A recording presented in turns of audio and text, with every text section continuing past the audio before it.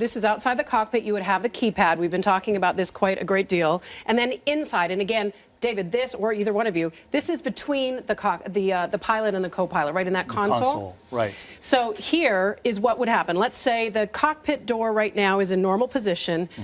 If the pilot then decides to lock it, outside, that overrides the ability to put in that secret code. Correct, Justin? That's right. For And 5 minutes. Basically, what it is, it's actually like a padlock that you put on your door. Like you can open your door with a key, but if someone inside actually secures the door from inside, the person can't get in. This is not an easy thing to bump. You have to lift it and move it, correct? No, you can see on the sides of it, these little bars, those are up around the top of that toggle. So you could go like this right on top of it and it wouldn't move that switch. So the 5 minutes goes by.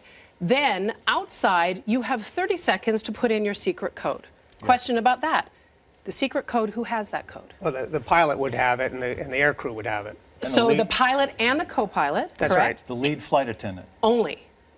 In some airlines. So other airlines, the procedure, now we said the equipment is the same internationally. But the procedures might be a little different. Procedures vary.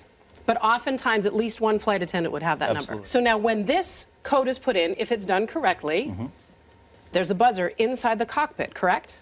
And There is. It buzzes, Justin. That's right. Is there a light that goes off as well? No, the buzzer will tell the pilot that someone wants to come in. And the pilot on some of the newer airplanes will actually be able to see a screen who's outside the cockpit. So not in a in this way, one. Not in this one. In a way, it's like an identifier. It's almost like a doorbell, if you will, That's saying, right. hey, I'm outside, I But want it's in. a really loud and long doorbell. Right. To that point. 30 seconds, it's going, ah. Honestly, the system isn't that alien. It's just like coming into an apartment building.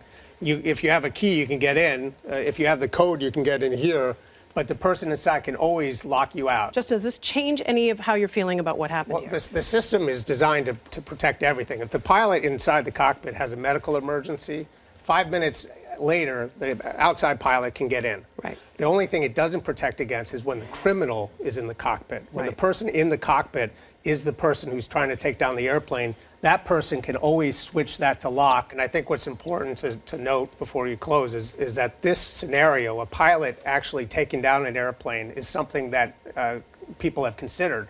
And procedures have been put in place. And so the big question, I think Richard said it before, is why wasn't the flight attendant in the cockpit with the pilot?